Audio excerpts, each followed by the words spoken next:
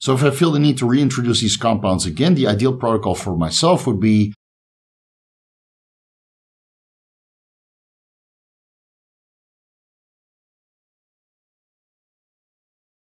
Vigorous Steve here. This is part 2 of the Semax versus Selank comparison video.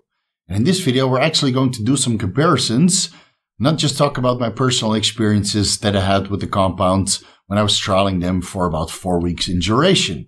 If you haven't watched this video, you can watch that here. I discontinued both compounds about 2 weeks ago, and most of the beneficial and phenomenal effects, I would say, seem to linger up until now.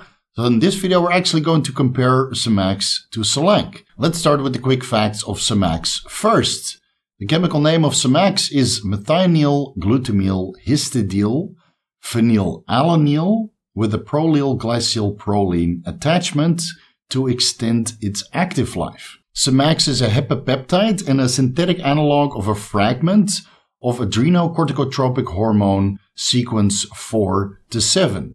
Adrenocorticotropic hormone contains 39 amino acids, and Semax contains 4 amino acids of this hormone. Now, unlike adrenocorticotropic hormone, Semax doesn't potentiate any real hormonal-like effects. So you won't see your serum cortisol levels increase by the use of Semax. This little fragment, the partial sequence of adrenocorticotropic hormone, purely acts as a nootropic agent. So you say that Semax increases the concentrations of neurotransmitters like serotonin or dopamine, and perhaps oxytocin to a certain extent. Semax increases memory formation by stimulating the NMDA receptors and is known to increase brain-derived neurotropic factor levels in the brain, contributing to neurogenesis, the formation of neurons, and neurological connections. And Semax has been associated with the reduced breakdown of enkephalins, resulting in a reduced perception of pain. So in that sense, it acts slightly as a mild analgesic. Now, that's something I noticed during the workouts, especially towards the end of a strenuous set. You might experience a little bit of a strain or a pain in the target muscle that you're training. And now I'm completely zoned in, dialed in, focused.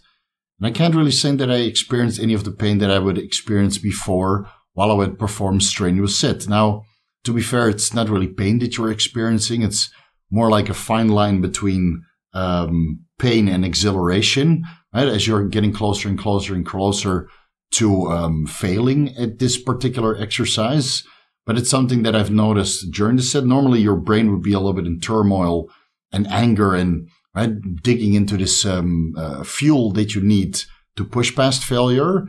And again, now that's completely gone, and I'm just grinding right through without having to dive deep and hard and maybe a little bit of nasty thoughts to finish that set to completion. So that's completely gone. And I think the reduction of the perception of pain by preventing the breakdown or reducing the breakdown of this enkephalins has something to do with it. Semax was developed at the Institute of Molecular Genetics at the Russian Academy of Sciences. And judging by the available studies on PubMed, it was probably developed somewhere around the late 1980s or early 1990s, but it became available as a pharmaceutical in Russia, which is the only place where Semax is FDA approved for human use, somewhere in 2011. So again, it's only FDA approved in Russia. A lot of the sources online will sell Semax shipped from Russia in 0.1% or 1% concentration nasal drops. So Semax is the brand name of this pharmaceutical fragment of adrenocorticotropic hormone. And that's the only brand that's actually available. Again, only sold in Russian pharmacies where you can buy it over the counter. But to be completely honest with you guys, it's been a little bit difficult piecing all of the information together for this head-on-head comparison regarding the quick facts and the history, because most of it is in Russian and my translating software is failing me quite a bit. As far as I've been able to piece together, it seems that Semax is currently FDA approved in Russia to reduce and prevent further oxidative degeneration and brain damage following stroke, used in the treatments to reduce symptoms of attention deficit and hyperactivity disorder, in the treatment of peptic ulcers, optic nerve damage, transient ischemic attacks, and to boost memory formation and also boost the immune system to a certain extent.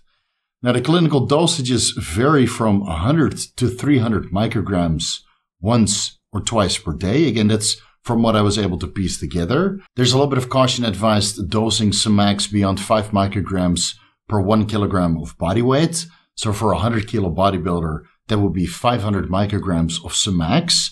And beyond those dosages, several studies have shown that it might raise liver enzymes and alter lipid concentrations in the bloodstream.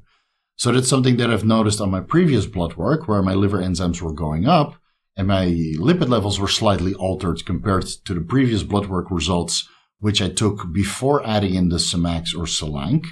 That's something of note, that at higher dosages, they might change your blood work markers and parameters slightly. Now, especially at higher dosages of 10 micrograms, 25 micrograms, or 50 micrograms per 1 kilogram of body weight, those studies showed that the changes in liver enzymes and serum lipid levels were more pronounced. But again, it is of note that beyond 5 micrograms per 1 kilogram of body weight, these issues might already manifest. There are several different variations in the nootropic space of Semax. These are not FDA approved in Russia, but they are available on some of the nootropic gray area websites. N-acetyl Semax is said to provide a more potent effect over conventional Semax. There's N-acetyl Semax amidate. The amidation increases the half-life more than the prolyl, glycol, and proline attachment, which comes with Semax. And then there's also Ademax, which contains amidation to prolong the active life of conventional Semax as well. But this formula prevents enzymatic breakdown in the body and also reduces temperature degradation when this compound is shipped across borders, right? When you buy particular compounds online and they have to be shipped across countries, right? Going from the country of origin into the airplane and then being delivered in a different climate as the country of origin subjects these peptides to degradation due to temperature fluctuations. So apparently Ademax is potent enough, this formula is potent enough to prevent that from happening, but it also prevents or reduces enzymatic breakdown in the body, requiring a much lower dose over conventional Semax. So what I've read online, due to anecdotal reports, people report similar effects of 300 micrograms Ademax compared to 1,000 micrograms conventional Semax. There's an injectable version of conventional Semax, so not the N-acetyl Semax or N-acetyl Semax amidate or the Ademax.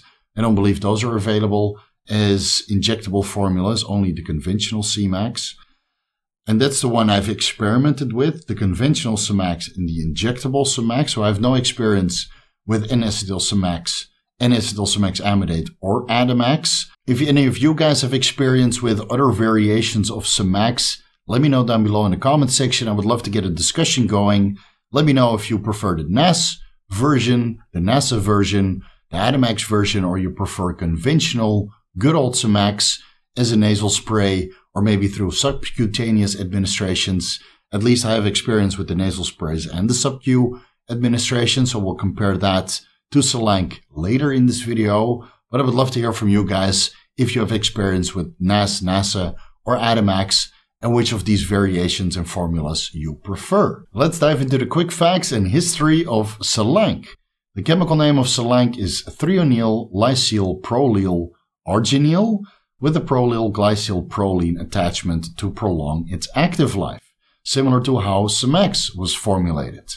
Selank is a synthetic analog of the human bioidentical hormone tuftin, which is produced by the spleen and has an immunostimulatory effect. Now, whereas Semax is just a partial sequence of 4 amino acids of the 39 amino acids that adrenocorticotropic hormone contains, Selank is the 4 identical amino acids of tuftin. Now, Selank mimics most of the biological functions that tuftin has in the body and also influences the concentrations of monoamine neurotransmitters and influences the metabolism of serotonin, inducing some antidepressant and anti-anxiolytic effects. Selank, just like Semax, rapidly elevates the expression of brain-derived neurotropic factor. And just like Semax, Selank was also developed by the Institute of Molecular Genetics at the Russian Academy of Sciences. Judging by the available publications and studies, Selank was probably developed sometime in the early 2000s, but I can't exactly pinpoint and determine when Selank became available as a pharmaceutical in the Russian pharmacies. Semax was available in 2011, and judging by the data, where there's certainly a lot less data on Selank compared to Semax, it probably became available as a pharmaceutical shortly after Semax did in 2011. Now, there's only one concentration of pharmaceutical Selank which is available at 0.15%, 0.15% nasal drops. So Semax is available as 0.1% and 1% nasal drops, and Selank is available as 0.15%, so slightly higher than the lowest concentration of Semax. And this concentration results in a little bit higher clinical dosages in the treatments of particular diseases. Selank is FDA approved in Russia in the treatments of anxiety and depression-related disorders.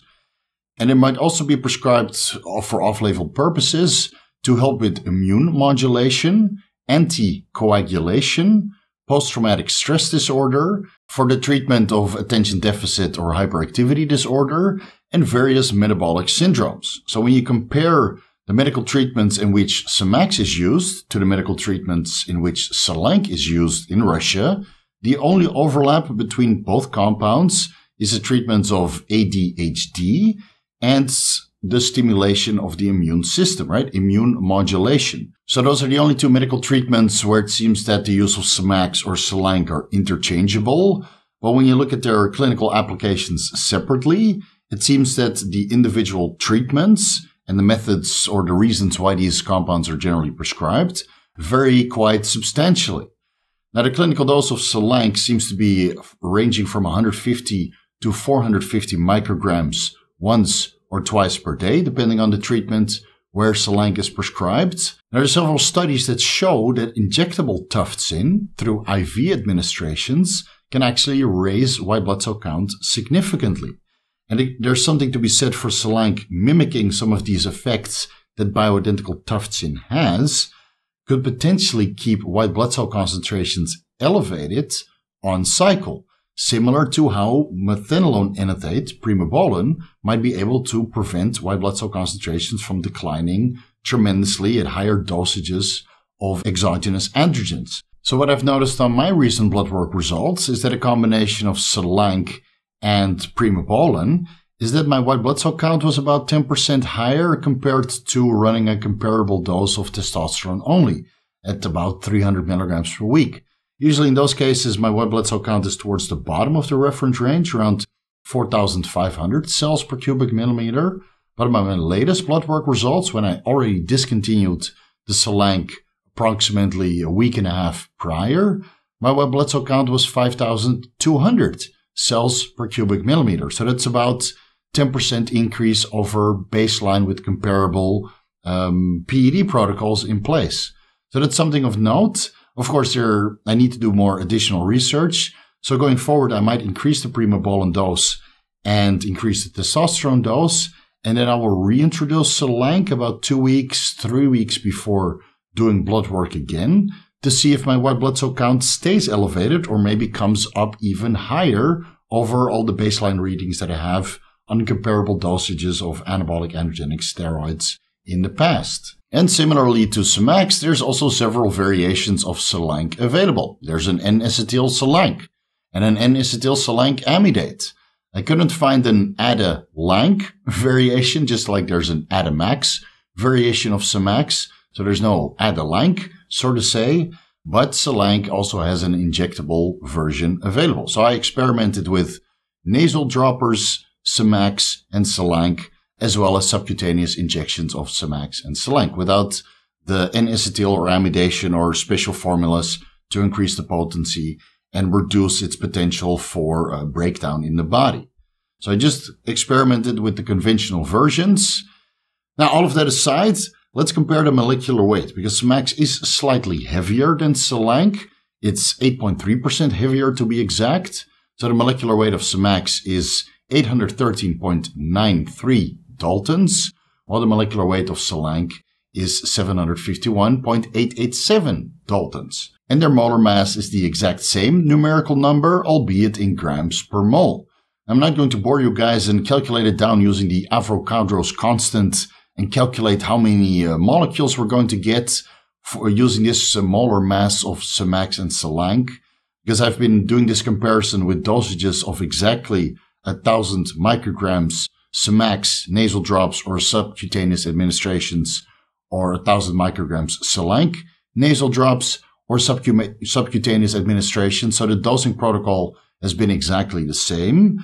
But to be fair, that means, due to its different molecular weights, that I was getting about 8 to 9% more molecules of Selank because its molecular weight is slightly lower than Semax. So please keep that in mind.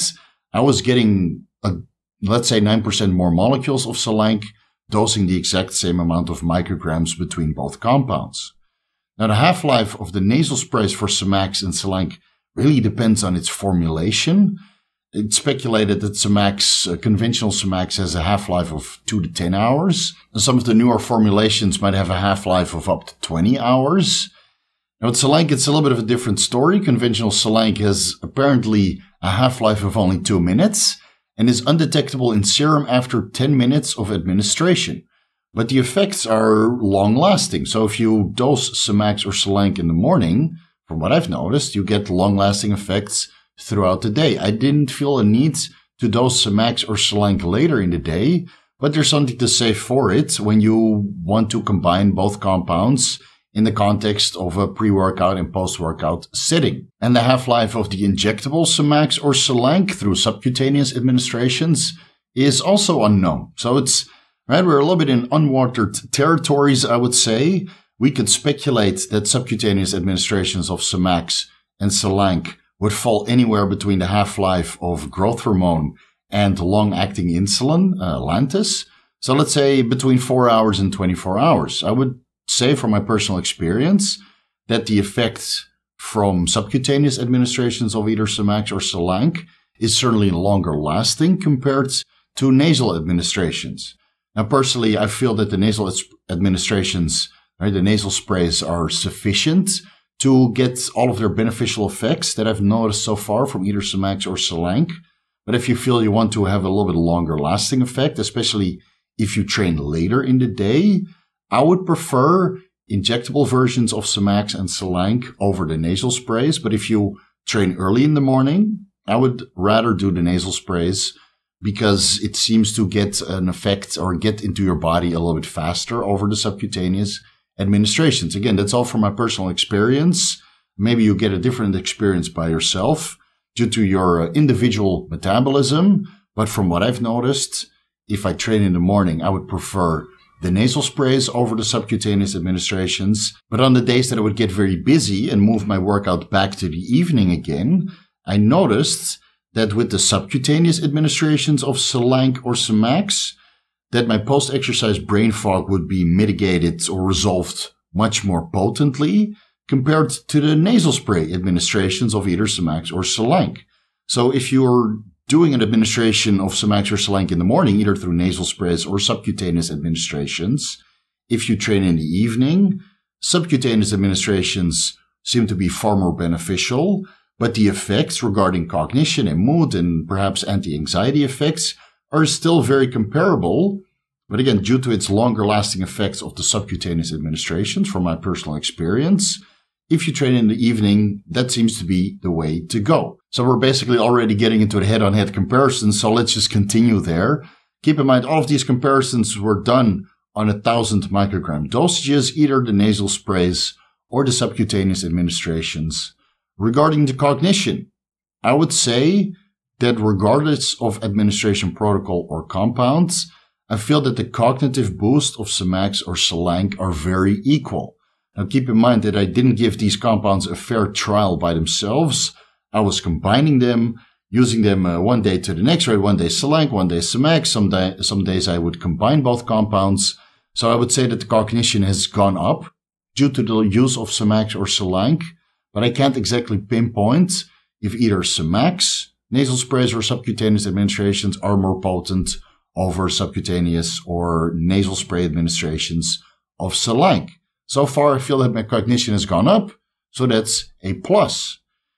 Energy and stimulation. I would say that injectable Selank in the morning is more potent than nasal spray Selank or nasal spray or injectable Semax. Regarding stress resistance and stress management, and I'm going to be splitting hairs here because I don't really experience that much stress in my life anymore, living in Thailand for over a decade and being financially secure and happily married. And it seems that I'm well respected or generally respected. So my stress is generally quite low. So I'm splitting hairs, but I would say that the nasal spray administrations of Selank seems to keep the stress down the most out of all the variations and protocols that I've tried so far. Anxiolytic or anti-anxiety effects. I would say injectable and nasal spray Selank is pretty equal. I've calmed down quite significantly over the last year after coming off cycle and dealing a little bit better with my social anxiety, getting a little bit of a break from all the stares and the remarks and all that stuff. And even though I'm substantially bigger now, the social anxiety isn't really returning. So I can't really pinpoint if the Selank or Semax is helping with that. But if I have to split hairs here, I would say that Selank either administration route is more potent regarding its anti-anxiety effects over Semax. Avoiding procrastination. I would say both compounds are equal. I didn't notice an immediate difference dosing Semax or Selank from one day to the next through different administration routes. So again, it's probably the overall increase in brain-derived nootropic factor that reduces the procrastination. But I'm usually pretty driven, guys, so I get all of my work done that I need to do during the day. But my productivity has certainly gone up. The reduction of attention deficit and hyperactivity disorder, it's not really an issue for me, but I feel that I'm a little bit less compulsive sometimes. So that's something of note. You can't really find any anecdotal evidence on that.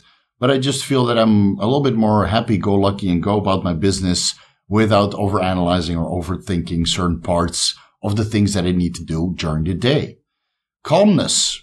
Hands down, nasal spray, Semax. It really calms me down, which I like, right? I've always been a little bit of a hothead, a little bit moody sometimes, and I'm actively trying to resolve all of those issues which I had in the past, right? I get hangry during a diet, I get a little bit moody, a little bit upset for the smallest things. And nasal spray Semax seems to resolve that acutely. Now, again, modafinil puts me in a slightly better mood. Having a supportive and reliable partner puts me in a great mood. And so I've been actively trying to resolve this hangry and moody feeling that I've had in the background due to my genetic makeup, apparently. It seems to be an issue in my family. So I've been actively trying to resolve that over the last couple of years, and it's getting better and better and better. But regarding calmness and moods, I feel that nasal spray Semax almost offers an acute effect. And that's really, really beneficial for me, again, since I've been struggling with a little bit of anger management issues here and there, especially in the past. I mean, you guys wouldn't want to meet me 10 years ago. But it's certainly a lot better now, and I feel that the nasal spray Semax and right in combination with the Selank different administration routes is certainly helping, and its effect seems to linger now that I've discontinued these compounds 2 weeks ago. So calmness and mood, nasal spray Semax. Libido, injectable Semax, hands down. Might be because, right, usually libido gets stimulated in the evening. End of the day, you get your pre-bed activity in. So I would say that the injectable Semax is hands down for me the best libido booster out of all of the administration rounds and comparing Semax to Selank. I've tried the nasal spray Semax, like a double dipping in the evening on top of the injectable Semax. And so 1,000 micrograms injectable Semax in the morning, and then another 500 micrograms nasal spray Semax in the evening. Good times. Good times. It's a little bit overdose, I would say, so don't do what I do. That gave me a very good libido boost and puts the PT 1-for-1 to shame. Neurological fatigue post-workout. Again, it highly depends on when you do your workout. So if you're doing a morning workout, I would go with nasal spray Semax. And if you're going with an evening workout, I would go with injectable Selank. Now, the reason why I would go with injectable Selank is because it does give you a little bit more energy, which seems to be longer lasting over Semax. But if you dose in the morning, this nasal spray Semax, I feel that the calmness and the focus is a little bit more acute over Selank, either the nasal spray or the injectable route. So again, splitting hairs here, probably personal preference.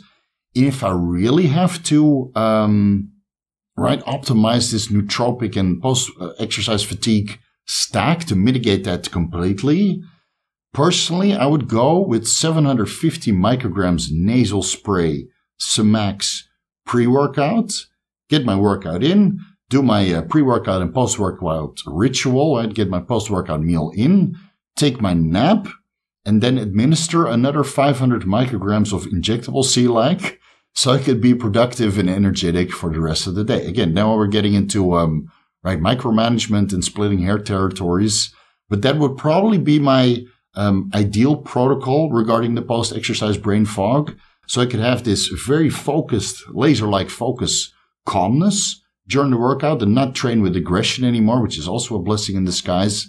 I'm not training with this,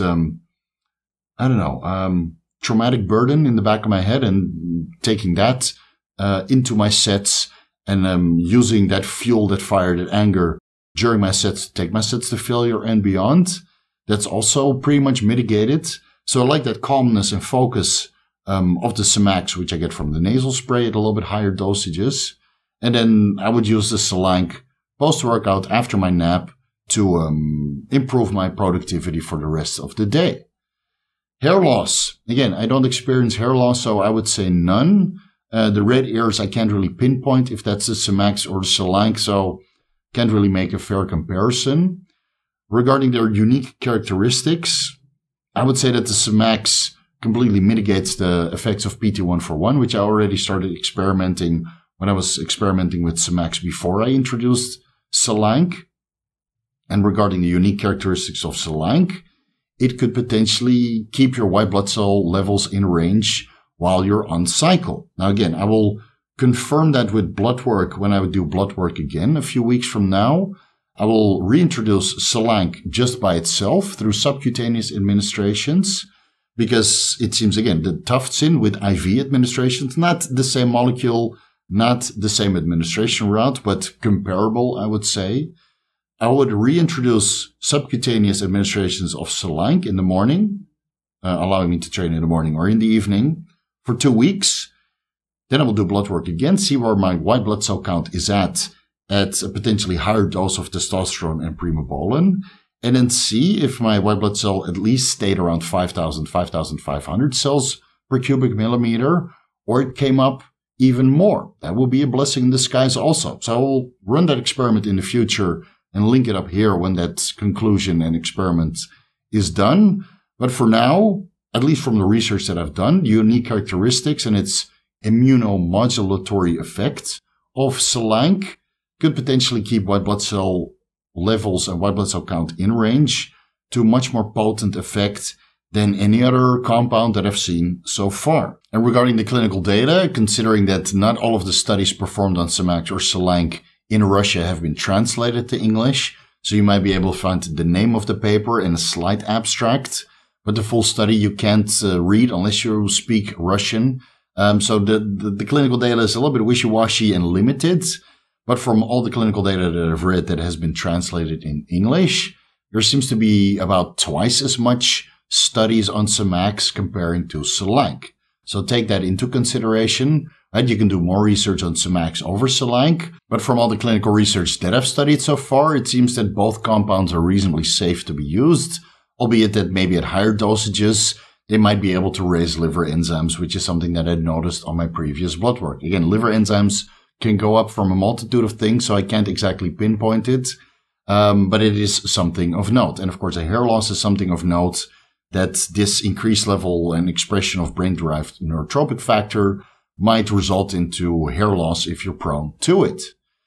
All things considering, from my personal experience and some of that of clients, of all the administration routes comparing Semax to Selank, for me, as of now, the clear winner is nasal spray Semax. nasal spray Semax wins. But that could be because I started with nasal spray Semax and got immediate results regarding the libido and this mitigation of the post-exercise brain fog while experimenting with nasal spray Semax, which then got compounded with the subcutaneous administrations of Semax and Selank. All right, so keep that in mind. I used both compounds right from one day to the next at various different administration routes.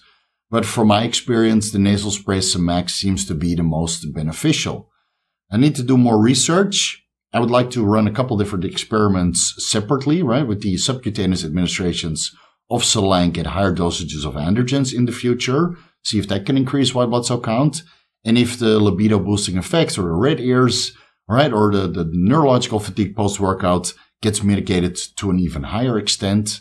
Stay tuned for those updates. I will just do that in a blood work update video that I will release in a couple weeks from now. For now, nasal spray Semax has my blessing. Actually, Semax and Selank have my blessing regardless of administration route. And again, the ideal protocol for myself, if I were to reintroduce these compounds in combination when I feel that the post-exercise brain fog seems to return again, or the libido boosting effects, or the overall cognition and mood benefits that I experienced so far seems to be declining, which I'm sure at one point will decline over time, but 2 weeks after discontinuation, so far, so good. So if I feel the need to reintroduce these compounds again, the ideal protocol for myself would be a dose of 500 to 750 micrograms Semax through the nasal administrations pre-workout for a morning workout, followed by an afternoon nap post-workout, and then 500 micrograms of injectable Selank, right, somewhere in the afternoon. And on the days that I would do an evening workout, I would just administer 1,000 micrograms injectable Selank in the morning to mitigate the post-exercise brain fog, which happens later in the day. And I really hope this helps, guys. Again, I found this experiment to be highly beneficial and successful from my personal experience that I got with both compounds and the benefits that I experienced so far. Thank you guys so much for watching and joining me in this experiment, because I got a lot of messages from you guys and I saw a lot of comments in these Semax and Selank videos so far. So much appreciated for joining. Thank you for giving me your feedback over the last couple of weeks. If you're looking for the most comprehensive guides to bodybuilding pharmacology, you can find the ebooks on my website, vigorsteve.com/shop. Personalized advice always available through consultations. You can find the rates in the consultations section. Follow me on Instagram at VigorSteve. A front double bicep for the Vigorous crew. You guys are loyal AF. Thank you guys for all of your likes, your comments, and the feedback of the compounds that we're all experimenting with. Thank you guys so much for watching, and I'll see you guys in the next video.